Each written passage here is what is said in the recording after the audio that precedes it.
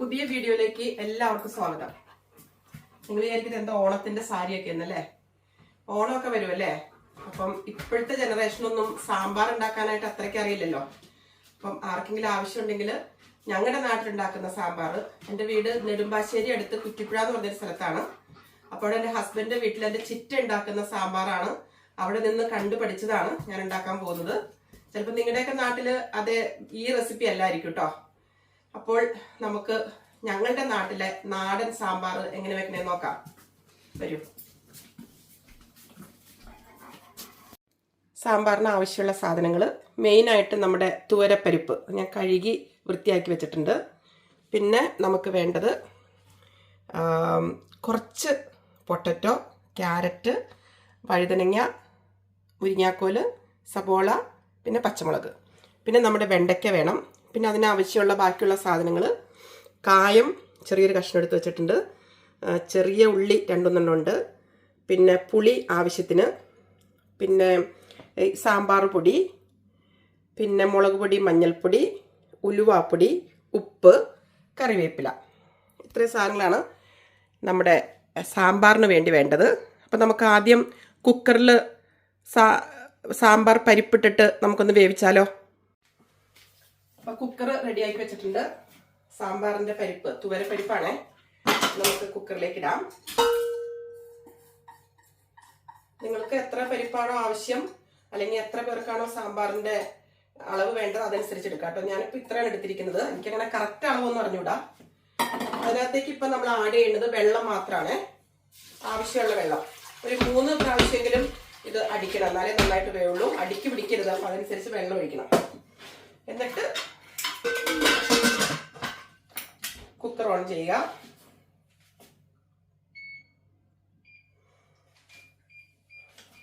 ഈ പരിപ്പായതുകൊണ്ട് വേവാനായിട്ട് അല്പം സമയമുണ്ട്. അപ്പോൾ കുക്കറിൽ വേവിക്കുന്നതാണ് എപ്പോഴും നല്ലത്. ഞാൻ എപ്പോഴും കുക്കറിലാണ് വേവിക്കുന്നത്. അവിടെ ചിറ്റയും കുക്കറിൽ വേവിക്കുന്നതാണ് കണ്ടിരിക്കുന്നത്. മറ്റേതാകുമ്പോൾ ഒരുപാട് സമയം വേണമല്ലോ. അപ്പം അത് നന്നായിട്ട് വേവട്ടെ. ഒരു 3 വിസിലെങ്കിലും നമുക്ക് കേട്ടാലാണ് അതിൻ്റെ വേവ് കറക്റ്റ് ആവുള്ളേ. പരിപ്പ് വേവാൻ വെച്ചു. അപ്പം ആ സമയത്ത് നമുക്ക് വെണ്ടയ്ക്ക നമ്മൾ ഈ കുക്കറിൽ ഇട്ടിട്ടുണ്ടെങ്കിൽ അങ്ങ് അരിഞ്ഞു പോകും. അപ്പം ഞാൻ എപ്പോഴും ചെയ്യുന്നത് വെണ്ടയ്ക്ക മാത്രം ഒരു ഫ്രൈ പാനിൽ ഇട്ടിട്ട് 2 തുള്ളി വെളിച്ചെണ്ണ ഒഴിച്ചൊന്ന് ഫ്രൈ ചെയ്തെടുക്കും. അപ്പം അങ്ങ് അലന്ന് പോവില്ല, നമുക്ക് കടിക്കാൻ കിട്ടുവേ. അപ്പം അങ്ങനെ നമുക്ക് ചെയ്യാം. ഞാൻ ചീനിട്ടി അടുപ്പത്ത് വെച്ചു. എനിക്ക് എപ്പോഴും സാമ്പാറിൻ്റെ കാര്യങ്ങൾക്കും സാമ്പാർ അവിയലൊക്കെ വെക്കുമ്പോൾ എനിക്ക് വെളിച്ചെണ്ണ ഒഴിക്കാനാണ് ഏറ്റവും ഇഷ്ടം. ചിറ്റ നല്ല നാടൻ വെളിച്ചെണ്ണയാണ് എല്ലാത്തിനും ചേർക്കാറ് ഇങ്ങനെയുള്ള കറികൾക്ക്. അപ്പോൾ ഇതേ ഇവിടുത്തെ നമ്മുടെ UK വെളിച്ചെണ്ണയാണിത്. ഇവിടുത്തെ വെതർ നല്ലതായതുകൊണ്ട് നല്ല നല്ല എന്താ പറയുക, കണ്ണീര് പോലെ ഇരിക്കുന്നുണ്ടല്ലേ വെളിച്ചെണ്ണ. മറ്റത് ഒരു കുറച്ചുകൂടി മാസങ്ങൾ കഴിയുമ്പം ഇതിങ്ങനെ ഉറച്ച് മഞ്ഞ് പോലെ ഇരിക്കുവേ. അപ്പം നമുക്കൊരു കുറച്ച് മതി, 2 തുള്ളി വെളിച്ചെണ്ണ ഒഴിക്കാം. എന്നിട്ട് വെണ്ടയ്ക്ക മാത്രം അതിനകത്തിട്ട് ഒന്ന് ഫ്രൈ ചെയ്യാം. വഴറ്റിക്കൊണ്ടിരുന്നാൽ മതി. ഒരു വെള്ളം ഞാൻ കഴുകി വെച്ചിരിക്കുന്നതാണ്. പിന്നെ ഇതിൻ്റെ കൂടെ വേണമെങ്കിൽ തക്കാളി ചേർക്കാം കേട്ടോ. ഞാൻ ഈ കഷ്ണങ്ങളിൽ തക്കാളി ഞാൻ അരിഞ്ഞില്ല. ഇവിടെ തക്കാളി അത്ര പ്രിയമില്ലാത്തതുകൊണ്ട് ഞാൻ തക്കാളി അരിഞ്ഞിട്ടില്ല. ഈ കഷ്ണങ്ങളുടെ കൂടെ നമുക്ക് തക്കാളിയും വേണമെങ്കിൽ ചേർക്കാം. ഞാൻ ആഡ് ചെയ്തിട്ടില്ല എന്നുള്ളൂ കേട്ടോ. പിന്നെ ഞങ്ങളുടെ അവിടെ ഇങ്ങനെ ഒരുപാട് കഷ്ണങ്ങൾ ഇട്ടില്ല. അത് ഈ കായ, ചേന ഇതൊന്നും ഇടാറില്ല. ഇത്രയും കഷ്ണങ്ങളാണ് സാധാരണ ചിറ്റ ഇടുന്നത് ഒരു സദ്യയുടെ സാമ്പാറിന് കേട്ടോ. അപ്പൊ നിങ്ങളുടെ സ്ഥലങ്ങളിലൊക്കെ ചിലപ്പോൾ വെവ്വേറെ ആയിരിക്കും. എന്താണെന്നൊന്ന് കമന്റിൽ എഴുതണേ, നിങ്ങളവിടെ എങ്ങനെയാണ് വയ്ക്കുന്നതെന്നേ. അപ്പൊ നമ്മുടെ വെണ്ടയ്ക്ക വഴറ്റിക്കൊണ്ടിരിക്കുന്നു. അത് നമ്മൾ ചെറുതായിട്ട് ഈ സാമ്പാറിന്റെ കഷ്ണങ്ങൾ ഒരുപാട് നീളത്തിലല്ലോ അരിയണത്. അപ്പം ഈ പാകത്തിൽ അരിയുമ്പോൾ അതിനകത്ത് എന്തെങ്കിലും കുഞ്ഞു പുഴു എന്തെങ്കിലും നമുക്ക് അറിയാൻ പറ്റും, നമുക്ക് മാറ്റാൻ പറ്റുമേ. ഇപ്പം നല്ല വെണ്ടയ്ക്കായിരുന്നേ, ഇന്നലെ പോയി വാങ്ങിച്ചതാ. നമ്മൾ വെണ്ടയ്ക്ക എപ്പോഴും ചിറ്റ പറയും, വെണ്ടയ്ക്ക വാങ്ങുമ്പം അതിൻ്റെ തുമ്പ് ഇങ്ങനെ ഒടിച്ച് നോക്കണമെന്ന്. അപ്പം നല്ല കിളുന്താണെങ്കിൽ നല്ല ടേസ്റ്റ് ആയിരിക്കും. മറ്റത് മൂത്ത് പോകും. അപ്പം ഞാൻ എപ്പോഴും വെണ്ടയ്ക്ക എടുക്കുമ്പോൾ അതിൻ്റെ കിളുന്ത് നോക്കി എടുക്കാറുള്ളൂ. അപ്പം ഇങ്ങനെ ചെറിയ തീയിൽ വഴന്നുകൊണ്ടിരിക്കുന്നു. അതോടൊപ്പം തന്നെ ഞാൻ ചെറിയ ചൂടുവെള്ളത്തിൽ ആ പുളി വെള്ളത്തിലിട്ടെ. സാധാരണ ചൂടുവെള്ളത്തിലിടുമ്പോൾ പെട്ടെന്ന് അരുന്നു പോകും. ഈ ഈ പുളിക്കകത്ത് പുളിങ്കുരു ഉണ്ട്. ശരിക്കും പറഞ്ഞാൽ നാട്ടിൽ നിന്ന് കൊണ്ടുവന്ന പുളി തീർന്നു. അപ്പൊ ഇവിടെ നിന്ന് വാങ്ങിച്ചതാണ്. അപ്പൊ ഇതിനകത്ത് പുളിങ്കുരു ഉണ്ട്. അപ്പൊ ഞാൻ പുളിങ്കുരു കളക്ട് ചെയ്ത് വെക്കും. എവിടെയോ കളക്ട് ചെയ്ത് വെച്ചിട്ടുണ്ട്. പുളിങ്കുരു കളക്ട് ചെയ്ത് വെച്ചിട്ടുണ്ട്. നമുക്ക് ഒരു ദിവസം വറക്കായത് നാടൻ ഓർമ്മകൾ. അതുപോലെ തന്നെ ഇന്ന് ഞങ്ങളുടെ ഒരു സുഹൃത്തിന്റെ വീട്ടിൽ പോയി. James and grace. അപ്പൊ അവിടെ നിന്ന് അവർക്ക് വാഴയുണ്ട്. അപ്പൊ അവിടെ നിന്ന് ഞങ്ങൾക്ക് 3-4 ഇല വെട്ടി തന്നു. അപ്പൊ നാളെ നമുക്ക് ചോറ് സാമ്പാറൊക്കെ കൂട്ടി കഴിക്കാം കേട്ടോ. ഇതിപ്പോ ഞാൻ സന്ധ്യക്കാണ് ഇവിടെ ഉണ്ടാക്കുന്നത്. അപ്പൊ നാളെ കറക്റ്റ് ആയിരിക്കും ഉച്ചയ്ക്ക് കഴിക്കാനായിട്ട്. ഇത് നല്ല ഇല അല്ലെ. അതുപോലെ തന്നെ അവിടുന്ന് വേറൊരു കാര്യം കൂടി കിട്ടി. ഞാൻ എന്റെ വീഡിയോ ഇടുന്നുണ്ട്.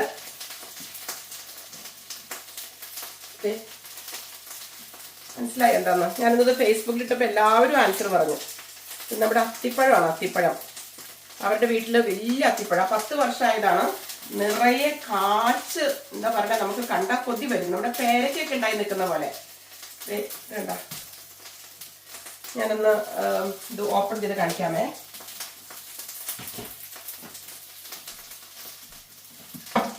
നമ്മളെപ്പോഴും സ്ത്രീകള് അടുക്കളയിൽ കയറിയ 2-3 കാര്യങ്ങളല്ലേ ചെയ്യുന്നത് അല്ലേ? ഒരു കാര്യമല്ലല്ലോ ചെയ്യുന്നത്.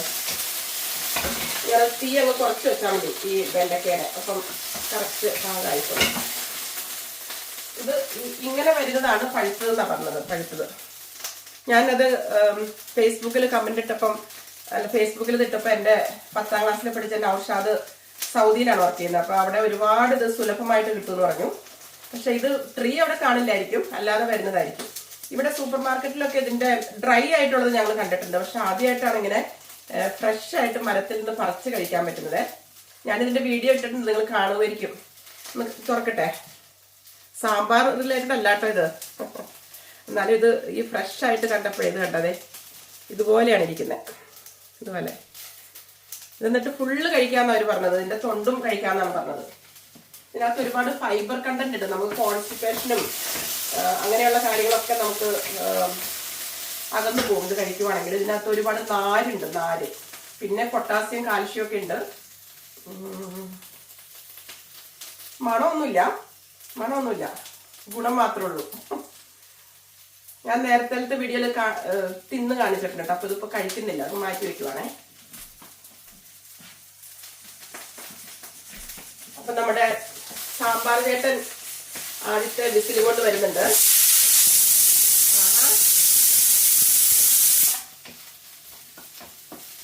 ഓക്കെ, ഇനി ഒരു 2 വിസിൽ കൊണ്ട് അടിക്കണം, എന്നാലേ സാമ്പാർ നന്നായിട്ട് വേവുള്ളൂ. എന്നിട്ട് നമ്മുടെ കഷ്ണങ്ങൾ ഇട്ടതിന് ശേഷം കഷ്ണങ്ങളുടെ കൂടെ തന്നെ കട്ടക്കായ ഇടും. നമുക്കിവിടെ LGയുടെ കായുണ്ട്, അതാണ് ഏറ്റവും നല്ലത്. LGയുടെ കട്ടക്കായ ഉണ്ടോ ഏറ്റവും നല്ലത്. ഇത് നാട്ടിൽ നിന്നാണ് കൊണ്ടുവന്നത്. ഇവിടെയും വാങ്ങിക്കാൻ കിട്ടുമായിരിക്കും UK-ല്. ഇത് ഞാനിങ്ങനെ 3-4 കഷ്ണങ്ങളാക്കി വെക്കും. നാട്ടിൽ നിന്ന് ആരെങ്കിലും വരാണെങ്കിൽ ചിറ്റ കൊടുത്തുവിടുകയും ചെയ്യും കേട്ടോ ഇത്. എന്നിട്ട് ഇതിന്റെ ഒരു കഷ്ണമാണ് ഇതിനകത്ത് ഇടുന്നത്. അപ്പൊ നല്ല സ്വാദായിരിക്കും അതിന്. ഒരടി കൊണ്ട് ഇടിച്ചോട്ടെ, നന്നായിട്ട് വെന്തോട്ടെ പരിപ്പ്. ശരിക്കും ഏത് പരിപ്പിട്ട് സാമ്പാർ വെച്ചാലും ഈ പരിപ്പിട്ട് വെക്കണതിന്റെ അത്ര സ്വാദ് എന്തായാലും ഉണ്ടാവില്ല. കാരണം ഇതിനൊരു പ്രത്യേക സ്വാദാണ്. അപ്പൊ നമുക്കിത് ഓഫ് ചെയ്യാം. എന്തെങ്കിലും നാട്ടിൽ വരുമ്പോൾ ചിറ്റയുടെ കൂടെ നിന്ന് ഒരു വീഡിയോ എടുക്കണമെന്ന് വലിയ ആഗ്രഹമുണ്ട്. അപ്പൊ ഇതങ്ങ് മാറ്റി വെക്കാം നമുക്ക്. അത് തന്നെ ഇരുന്ന് ആവി പോട്ടെ കേട്ടോ. അപ്പോഴേക്കും ഇതുമായിട്ടുണ്ട്. ഇത് നമുക്ക് ഓഫ് ചെയ്ത് വെക്കാം. അപ്പൊ ഇനി സാമ്പാറിന്റെ ആ ഒരു ചൂടൊക്കെ പോയതിനു ശേഷം നമുക്ക് ബാക്കിയുള്ള പച്ചക്കറികളൊക്കെ ആഡ് ചെയ്യാം കേട്ടോ. നമ്മുടെ ഇതൊരു 3 to 4 വിസിൽ കേട്ടായിരുന്നല്ലോ. അപ്പൊ നമുക്കൊന്ന് തുറന്നു നോക്കിയാലോ. ഇതിന്റെ ഈ ഇതെല്ലാം പോയി ഒന്ന് തുറന്നു നോക്കണം.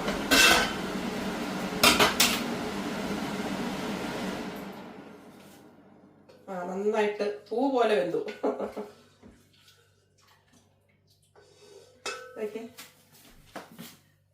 പൂ പോലെ വെന്തു.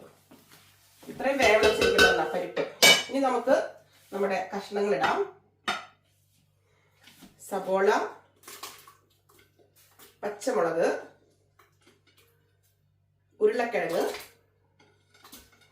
ക്യാരറ്റ്, വഴുതനങ്ങ, പിന്നെ നമ്മുടെ സ്വന്തം മുരിങ്ങാക്കോല്. ഇത്ര സാധനം എടുത്തിരിക്കുന്നത്. ഇനി അതിന്റെ കൂടെ നമുക്ക്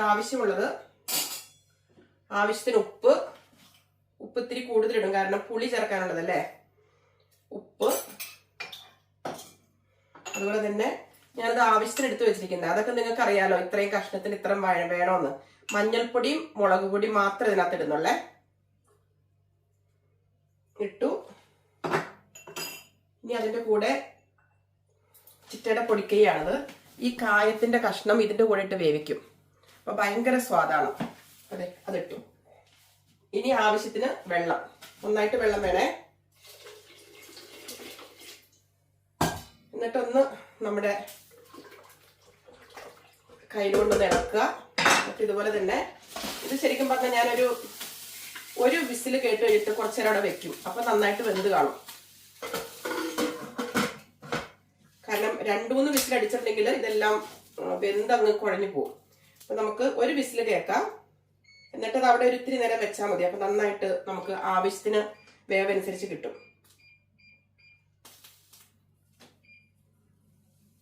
നല്ല തീയിൽ വെക്കണേ. വെച്ചു. അതോടൊപ്പം ഞാൻ ഈ പുളി നമ്മൾ നന്നായിട്ട് ഇങ്ങനെ കൈ കൊണ്ട് ഇങ്ങനെ കാണിച്ച് അതിന്റെ പിശടൊക്കെ എടുത്ത് മാറ്റണം. മാറ്റിയിട്ട് വെള്ളം മാത്രമായിട്ട് വെക്കണം. അപ്പൊ അത് റെഡി ആയിട്ട് വെച്ചു. ഇനി എന്ത് ചെയ്യുന്ന അറിയാമോ, ഞാൻ ചിറ്റ അവിടെ ഇത് വെന്ത് കഴിയുമ്പോൾ ഇതിനകത്തേക്ക് തന്നെയാണ് സാമ്പാർ പൊടി ഇടുന്നത്. പക്ഷെ ഞാൻ ചിലപ്പോൾ ഇടുമ്പോൾ അതിങ്ങനെ കട്ട കൂടി കിടക്കും. അപ്പൊ ഞാൻ എന്ത് ചെയ്യുന്ന വെച്ചിട്ടുണ്ടെങ്കിൽ, ഞാൻ ഇത് നമ്മുടെ വെണ്ടയ്ക്ക് റെഡിയാണല്ലോ, അപ്പൊ ഞാൻ ഇവിടെ ഈ ചീഞ്ചട്ടിയിൽ തന്നെ ഈ പുളിയുടെ വെള്ളം ഒഴിക്കും. പുളിയുടെ വെള്ളം ഒഴിച്ചിട്ട് അതിനകത്തേക്ക് സാമ്പാറിന്റെ പൊടിയിട്ട് നന്നായിട്ട് കലക്കും. അപ്പൊ ഒട്ടും തരിതരി പോലെ കിടക്കില്ല. നമുക്ക് അങ്ങനെ ചെയ്യാം കേട്ടോ. അതെ, ഇത് സാമ്പാറിന്റെ വെള്ളം ഒഴിച്ചു. എണ്ണയൊന്നും വേണ്ട അതിനകത്ത്. ഒഴിച്ചു. എന്നിട്ട് അതൊന്ന് ചൂടായി വരുമ്പോഴത്തേക്കും, അധികം ചൂടാണ്, ചെറിയ ചൂട് മതി. ചൂടായി വരുമ്പോഴത്തേക്കും ഈ സാമ്പാറിന്റെ പൊടി, എപ്പോഴും സാമ്പാറിന്റെ പൊടി മേടിക്കുമ്പം ബ്രാഹ്മൺസിന്റെ ആണ് മേടിക്കാറ്. അതാണ് അസാധ്യമാണ് അതിന്റെ ഒരു ടേസ്റ്റ് എന്ന് പറയുന്നത്. പക്ഷെ ഇപ്രാവശ്യം ഇവിടെ കിട്ടിയില്ല. നമുക്ക് കിട്ടിയത് ഈസ്റ്റേണിന്റെ ആണ്. ഈസ്റ്റേണിന്റെ നല്ലതായിരിക്കും, നമ്മൾ അധികം വെക്കാറില്ല കേട്ടോ. അപ്പം ഈസ്റ്റേണിന്റെ സാമ്പാർ പൊടിയാണ് ഇപ്പൊ നമ്മൾ ഇന്നിട്ട് വെക്കുന്നത്. അതല്ലാന്നുണ്ടെങ്കിൽ പണ്ടൊക്കെ ചിറ്റ തന്നെ വീട്ടില് സാമ്പാറിന്റെ പൊടി ഉണ്ടാക്കുമായിരുന്നു. അതിന്റെ കൂട്ട് ഒരു ദിവസം ചോദിച്ചിട്ട് നമുക്ക് ഉണ്ടാക്കാം ഒരു ദിവസം കേട്ടോ. എനിക്ക് അറിഞ്ഞൂടാ കറക്റ്റ് ആയിട്ട് എങ്ങനെയാണ്. അപ്പൊ ഇത് ചൂടായിട്ടുണ്ട്. അപ്പൊ ഞാൻ ഈ പൊടി എടുത്തു വെച്ചിട്ടുണ്ട്. എനിക്കിപ്പം എപ്പോഴും ഉണ്ടാക്കുന്നത് കൊണ്ട് അറിയാം ഇത്രയും പൊടിയാണ് ഇത്രയും കഷ്ണങ്ങൾക്ക് വേണ്ടത്. ഞാൻ എടുത്തു വെച്ചിട്ടുണ്ടേ. അപ്പൊ ഈ പൊടി ഇതിനകത്തേക്ക് ഇടുന്നു. ഇട്ടു. അപ്പൊ ഒട്ടും കട്ട വിടാണ്ട് എനിക്ക് കിട്ടും. അതങ്ങ് കലങ്ങി നന്നായിട്ട് വന്നു. ഓക്കെ, എന്നിട്ട് ഞാൻ അങ്ങ് ഓഫ് ചെയ്ത് വെക്കുവേ. അതങ്ങ് ഓഫ് ചെയ്ത് ആ തീയുടെ ചൂടിലിരുന്നിട്ട് അത് നന്നായിട്ട് മെൽറ്റ് ആയിക്കോളും. ഇനി നമുക്ക് ഒരു വിസിലും കുറച്ച് നേരം കൂടി ഇതിനകത്ത് ഇരുന്നാലാണ് ഇത് പാകാവുള്ളൂ. പിന്നെ നമുക്ക് മെയിനായിട്ട് ഇനി ഇതങ്ങ് ആഡ് ചെയ്യുക, വെണ്ടയ്ക്ക ആഡ് ചെയ്യുക, കടുക് വറക്കുക. അതുകൂടാണ്ട് ഒരു പൊടിക്കൈയും കൂടി ഇടച്ചിട്ടേക്ക് നമ്മൾ ഈ സാമ്പാറിന്റെ ആ ഒരു സമയത്തുണ്ട് ഉണ്ടാക്കുന്നതിന് മുൻപ് തന്നെ ഫ്രഷ് ആയിട്ട് അല്പം ഉലുവ പൊടിക്കണം. ഞാൻ വറുത്തിട്ട് പൊടിച്ചു വെച്ചു ഉലുവ. കുറച്ച് മതി കേട്ടോ, കുറച്ച് മതി. ഒരു ഭയങ്കര ടേസ്റ്റ് അത് ആഡ് ചെയ്യുമ്പോൾ. അത്രേ ഉള്ളൂ. അപ്പൊ നമുക്ക് ഇത് സാമ്പാറിന്റെ പൊടി ശരിയായി. ഇതൊന്നിരുന്ന് വേവട്ടെ കേട്ടോ. അപ്പൊ നമ്മുടെ കുക്കർ ചേട്ടൻ ഒരു വിസിലൊക്കെ കഴിഞ്ഞ് അല്പനേരം കഴിഞ്ഞ് ഇങ്ങനെ ഇരിക്കുവാണേ. ഞാനിതൊന്ന് തുറന്നു നോക്കാൻ പോവാണ് കേട്ടോ. ഇതെല്ലാം പോയി നോക്കട്ടെ. എല്ലാം പോയിട്ടുണ്ട്. തുറന്നു. നല്ല മണം വരുന്നുണ്ട്, കായത്തിന്റെ നല്ല മണമുണ്ടേ. നമുക്ക് നോക്കാം കഷ്ണങ്ങളൊക്കെ എന്തായി നോക്കാം. ഒന്നും അലിന്ന് പോവാണ്ട് നമുക്ക് കിട്ടിയിട്ടുണ്ട്. ഇത് കണ്ടോ, അതെ മുരിങ്ങാക്കോലൊക്കെ നല്ല ഭംഗിയായിട്ട് കിട്ടിയിട്ടുണ്ട്. ഓക്കെ, കടിക്കാനുണ്ട്, ഒന്നും അലിന്ന് പോയതുമില്ല. അപ്പൊ അതിന്റെ കറക്റ്റ് ഇതായി. അപ്പൊ നമുക്കിനി എന്ത് ചെയ്യാം, ഇനി നമുക്ക് നമ്മുടെ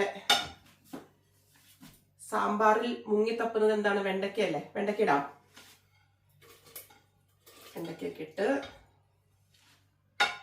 നമ്മുടെ സാമ്പാർ പൊടി റെഡി ആക്കി വെച്ചിട്ടുണ്ട്. ഞാൻ പറഞ്ഞില്ലേ, ഞാൻ അതിനെ കട്ടകളൊക്കെ ഉടച്ച് നല്ല ഭംഗിയായിട്ട് ഇരിപ്പുണ്ട്. അപ്പൊ ഇത് ഇതിനകത്തേക്ക് ഒഴിക്കുന്നു. നമുക്ക് ഒരല്പം വെള്ളം കൂടി ഒന്ന് ചുറ്റിച്ചൊഴിക്കാം. നല്ല വാസന വരുന്നുണ്ട്. ഒഴിച്ചു. ഇനി അതിലിരിക്കട്ടെ, ആ ചൂടത്തിരിക്കട്ടെ. അപ്പം നമുക്കിങ്ങനെ ഇത് കടുക് വറുക്കണം. കടുക് വറുക്കാനായിട്ട് ഈ ചീനച്ചട്ടി നമുക്ക് ഉപയോഗിക്കാം. നല്ല തീ വേണമല്ലോ, അതിൻ്റെ വെള്ളമൊക്കെ ഒന്ന് വറ്റട്ടെ. അതുപോലെ തന്നെ നമ്മുടെ ഇതിനകത്ത് ഞാൻ ആ വെള്ളം ഒഴിച്ചില്ല, അപ്പോൾ ഒന്ന് ചൂട് കയറാനായിട്ട് ഒന്ന് ചെറിയ തീ വയ്ക്കാം. പിന്നെ നമുക്ക് ഒരു സാധനം ആഡ് ചെയ്തിട്ടില്ല, നമ്മുടെ ഉലുവക്കുട്ടിനെ നമുക്ക് ഇതിനകത്തേക്ക് ആഡ് ചെയ്യാം. ഇപ്പം എല്ലാ സാധനങ്ങളും ഇട്ടു. നമുക്ക് ഉപ്പ് ഒന്ന് നോക്കണം. ഉപ്പ് കുറവാണെങ്കിൽ കുറച്ച് ഉപ്പും കൂടി നമുക്ക് ഇടണം. കറിവേപ്പില നമ്മുടെ സ്വന്തം കറിവേപ്പിലയാണ്, ഞാൻ പറിച്ചു വെച്ചിരുന്നതാണ്, കഴുകി റെഡിയാക്കി വെച്ചിരിക്കുന്നതാണ്. പിന്നെ ഒന്ന് ഉപ്പ് നോക്കട്ടെ.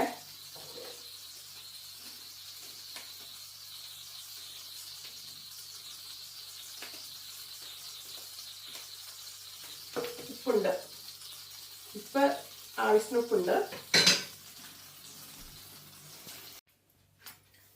അപ്പം ചീനട്ടിയൊക്കെ നന്നായിട്ട് ചൂടായിട്ടുണ്ട്.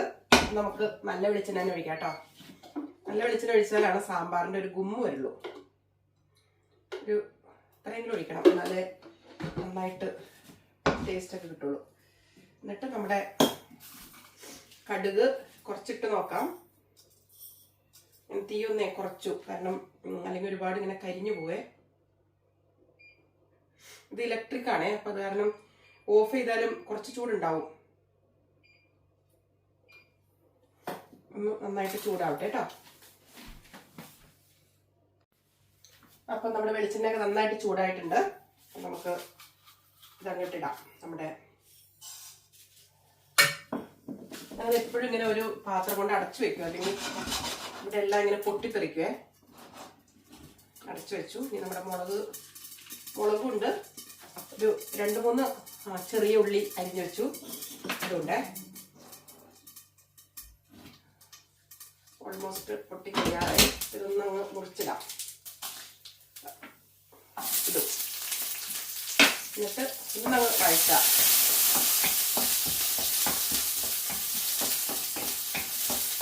നല്ല മണമൊക്കെ ഉണ്ട്. വെളിച്ചെണ്ണയിൽ വഴറ്റുമ്പോഴൊരു മണം, പ്രത്യേക മണം അല്ലേ.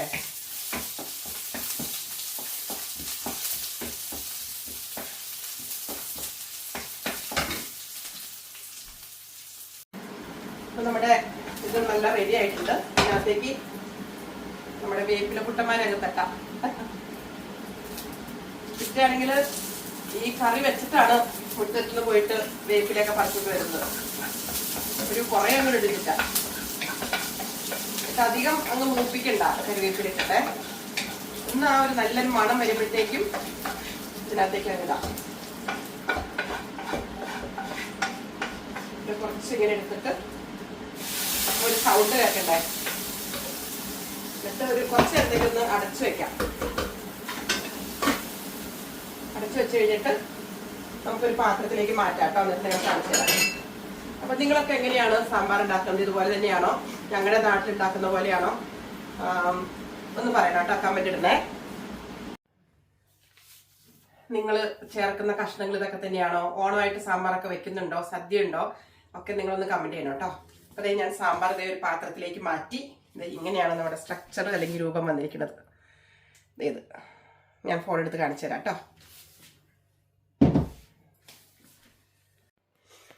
നിങ്ങൾക്ക് ഇഷ്ടമായോ? അതെ, വെണ്ടയ്ക്കയും നമ്മുടെ മുളകും കറിവേപ്പിലയും എല്ലാം നന്നായിട്ട് പൊങ്ങിക്കിടപ്പുണ്ട്. കടുകൊക്കെ കാണാൻ പറ്റുന്നുണ്ട്. ഇത് നല്ല വാസന വരുന്നുണ്ട്. ഇതിപ്പോൾ ശരിക്കും പറഞ്ഞ ഒരു ഇലയിൽ അല്പം നല്ല നാടൻ ചോറും ഈ സാമ്പാറും കൂടി അങ്ങ് ഒഴിച്ചിട്ടുണ്ടല്ലോ, ഒരു പിടുത്തം പിടിച്ച അടിപൊളിയാണ് മക്കളെ. ശരിക്കും എനിക്ക് നാട്ടിൽ പോകുമ്പം ഏറ്റവും ഇഷ്ടം ഇങ്ങനെയാണ്. ഈ ഇലയിൽ ഊണ് കഴിക്കാൻ ഭയങ്കര ഇഷ്ടമാണ്. അതും ചിറ്റയുടെ കൈ കൊണ്ടുണ്ടാക്കിയ സാമ്പാറും അവിയലൊക്കെ ആകുമ്പോൾ അതിനൊരു പ്രത്യേക രുചിയാണ്. നോൺ വെജ് ആണെങ്കിൽ അതെൻ്റെ അമ്മച്ചിയുടെ കൈ കൊണ്ട് തന്നെ ഉണ്ടാക്കുന്നതാണ് എനിക്കിഷ്ടം. എൻ്റെ അമ്മച്ചിയില്ല. അപ്പോൾ എന്തായാലും കുറേ നല്ല നല്ല ഓർമ്മകളൊക്കെ ഇങ്ങോട്ട് എല്ലാവരുടെയും മനസ്സിലേക്ക് വരുന്നുണ്ടാവും.